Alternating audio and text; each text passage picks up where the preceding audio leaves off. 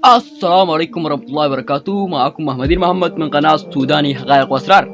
أول مرة تشوفنا ما تنسى تضغط على زر اللايك وتشترك في القناة عشان يوصلك كل جديد. أهم الأحداث اللي حصلت في 2022 هنحكي منها 8 أحداث.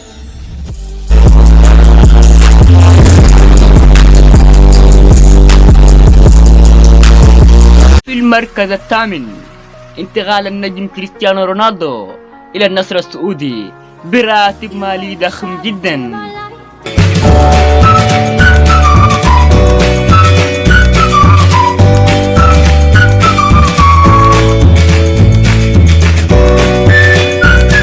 وفي المركز السابع، وفاة النجم البرازيلي بيليه عن عمر ينحت عن 82 عام.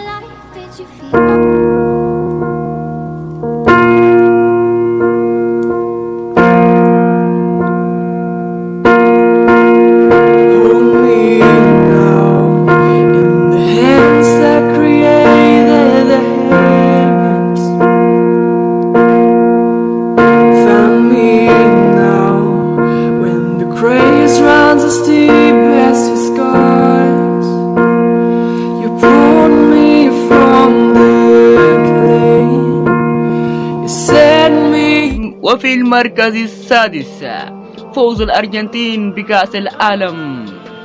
شيل يا طويل العمر، شيل البطولة، شيل البطولة، شيل الذهب، شيل الغالية، شيل الكوبا، شيل الموندو، شيل العالم، الشيخ ليونيل ميسي هنا في استاد لوسيل وسط حضور الانصار، المشجعين، المتعاطفين، المنافسين، الكل حبوا هذا السيناريو.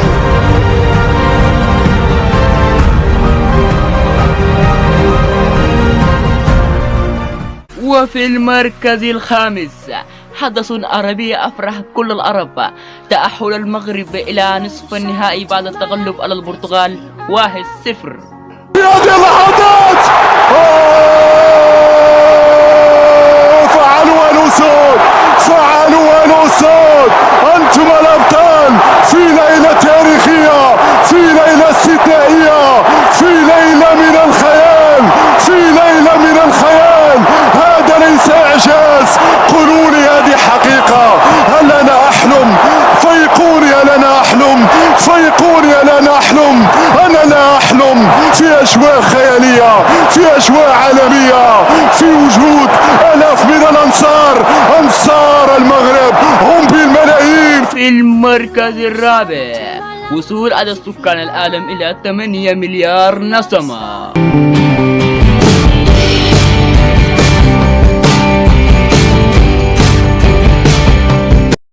وفي المركز الثالث، الرئيس الروسي بوتين يعلن الحرب على أوكرانيا. تتطلب الظروف منا إجراءات حازمة وفورية. طلبت جمهوريات دونباس الشعبية المساعدة من روسيا.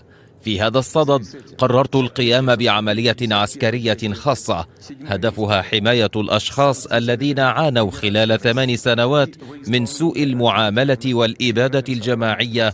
وفي المركز الثاني، وفاة الملكة البريطانية إليزابيث الثانية عن عمر ينحاز عن 96 عام.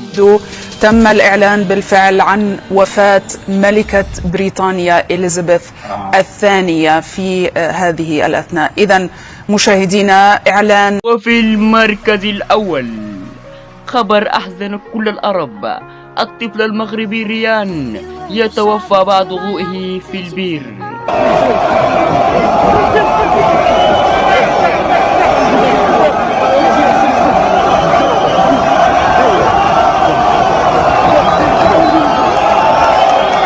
كنتم في سوداني حقائق وأسرار، لا تنسوا ضغط على زر اللايك وتشتركوا في القناة عشان يصلكم كل جديد.